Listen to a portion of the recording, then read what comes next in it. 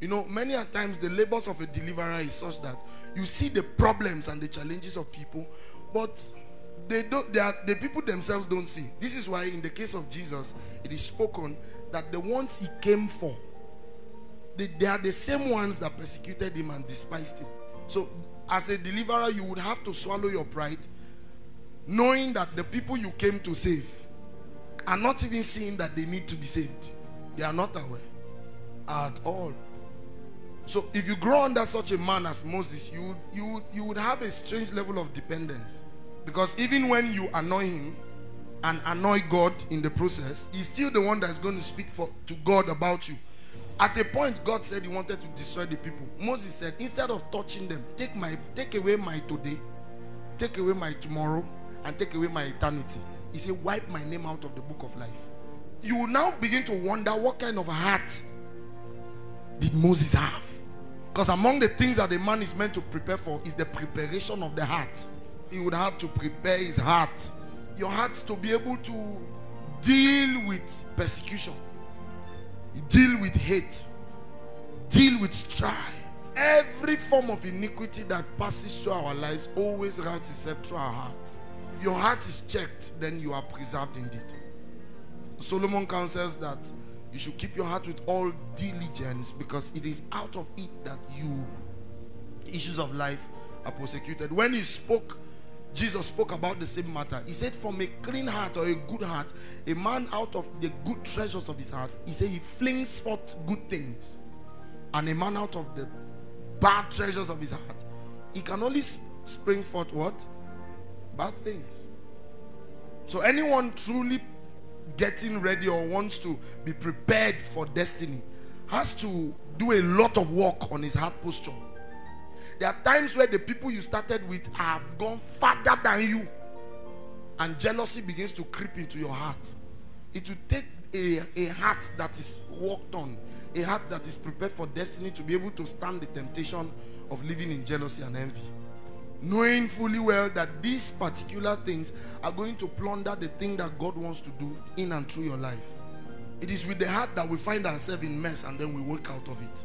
So all of this is basically showing you a little bit about the kind of heart that Moses had. So if for me, Moses was my father, or my father in the Lord, whatever, talk to God, sir. You know, deal with God. I am not willing to pay the price of strong communion and fellowship with God, because you have made it easier. He's working with you, and I don't think I can stand the law.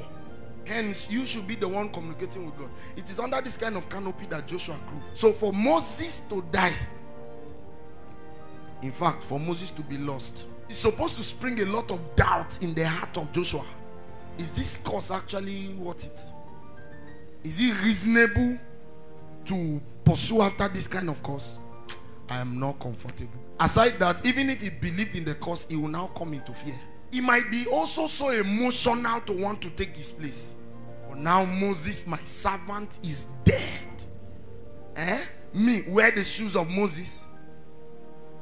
How can I wear the shoes of Moses? How? So God gradually begins to prepare Joshua and makes a couple of striking statements.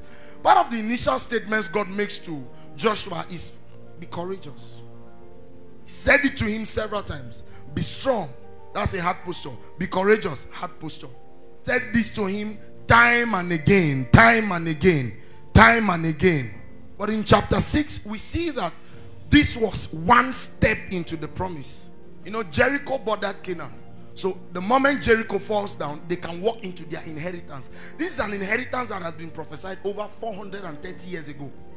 And God began to speak since the days of Abraham that I was going to bring your seeds into their inheritance. They were going to take over the land of Canaan. And this is them just about to enter destiny. God began to speak.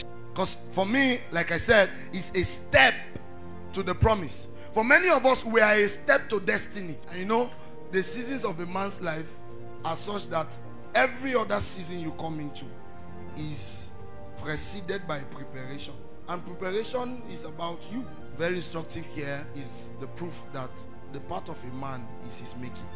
Yes, you are a product of your making. All of these things are the particular things that are like the particulars of Joshua's movement. that as you are going, you will be sure of my presence.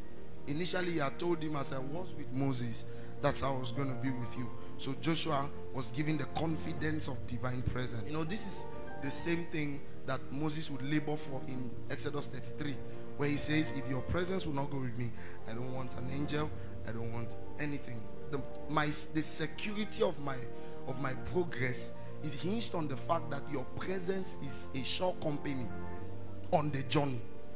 You know, but many a times people go into a future where they don't care if God is there.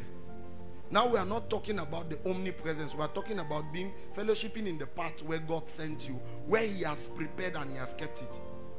One of the things you will need to mature in is being strong in walking in the will of God per time.